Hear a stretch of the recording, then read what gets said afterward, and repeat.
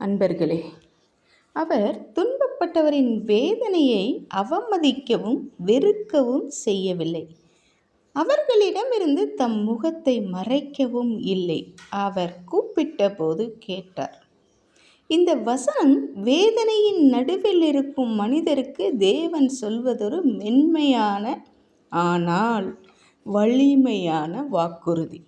மனிதர்கள் நம்மை தவறாக புரிந்து கொள்ளலாம்.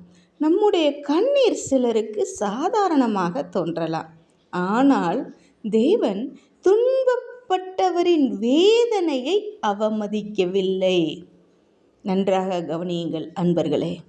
நீங்கள் அமைதியாக அழுத கண்ணீரையும் யாருக்கும் சொல்ல முடியாத ஆழ்ந்த உள்நோக்கையும் யாராவது என் வலியை புரிந்து கொண்டால் நல்லது என்று நீங்கள் படுக்கையிலே நித்திரையிலேயே அந்த செய்த மௌன சத்தமில்லாமல் செய்த ஜெபத்தையும் தேவன் ஒருபோதும் வெறுக்கவில்லை. இந்த வசனம் சொல்வது மிக முக்கியம். அவர் தம் முகத்தை மறைக்கவில்லை.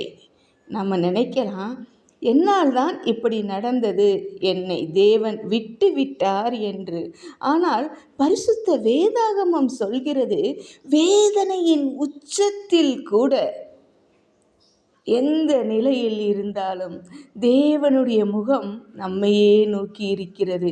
நீங்கள் கூப்பிட முடியாத அளவுக்கு சோர்ந்து இருந்தாலும் உள்ளத்தில் மட்டும் எழுந்த ஒரு ஆற்றல் இல்லாத அழைப்பையும் தேவன் கேட்டார்.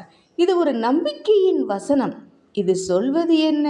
நீ தனிமையில் இல்லை, உன் வேதனை வீணாக இல்லை, உன் கண்ணீர் கணக்கில் இல்லாமல் போகவில்லை. அன்பர்களே, இந்த உலகம் உங்களை மறந்தாலும் இந்த வசனம் உங்களுக்கு சாட்சி சொல்லப்படும். தேவன் உங்களை பார்த்தார், கேட்டார், இன்னும் கவனித்து கொண்டிருக்கிறார்.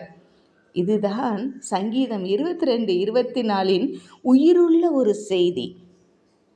கேட்டுக்கொண்டிருக்கிறார், உங்களை பார்த்து கொண்டிருக்கிறார், விசாரித்து கொண்டிருக்கிறார், பதில் கொடுக்கிறார். கர்த்தர் தாமே ஆசீர்வதிப்பாராக. ஆமேன்.